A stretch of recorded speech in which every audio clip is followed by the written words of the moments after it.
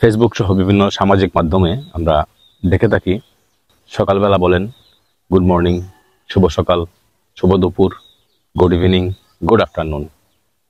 আমরা আসলে এই কৃষ্টি কালচার আমাদের মনে করি আমরা যে এই আধুনিকতায় আমরা আসলে গুড মর্নিং, গুড ইভিনিং, শুভ সকাল, শুভ দুপুর বললেই আমরা আধুনিক হয়ে গেলাম। ইদানিং দেখতেছি আমরা যে অনেক হুজুররা পর্যন্ত এই শুভ সকাল, শুভ দুপুর লেখা শুরু করেছেন।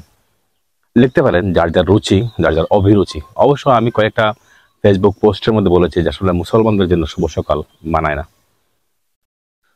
কেন মানায় না তার একটা বিশ্লেষণ বা তার একটা ব্যাখ্যা দেওয়ার চেষ্টা করি। আমাদের ইসলাম ধর্মটা হচ্ছে চির আধুনিক একটা ইসলাম ধর্ম, শুধু সাইন্টিফিক না, প্রোগ্রেসিভ, মানানসই একটা ধর্ম।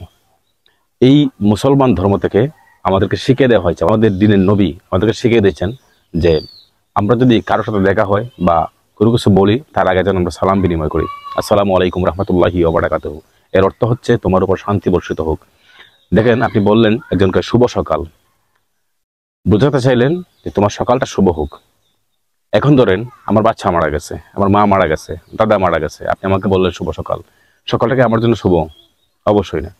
যার ওই রকম ধরনের কোনো ধরনের দুর্ঘটনা ঘটে তার জীবনে সকালটা শুভ না, কিন্তু আপনি বললেন শুভ সকাল। তখন ব্যাপারটা কি হবে?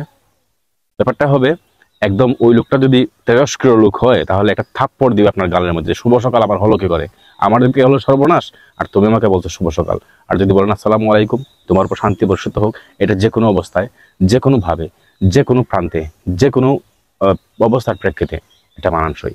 এটাই হচ্ছে ইসলাম। তাই আমরা ইসলামের প্রকৃত নিয়ম কারণ মেনে আমরা শুভ সকাল, শুভ দুপুর, শুভ বিকেল, শুভরাত্রি এগুলো বলা থেকে বিরত থাকি। আমরা সবসময় প্রচলন করি আসসালামু আলাইকুম রহমতুল্লাহি ওয়া বারাকাতুহু।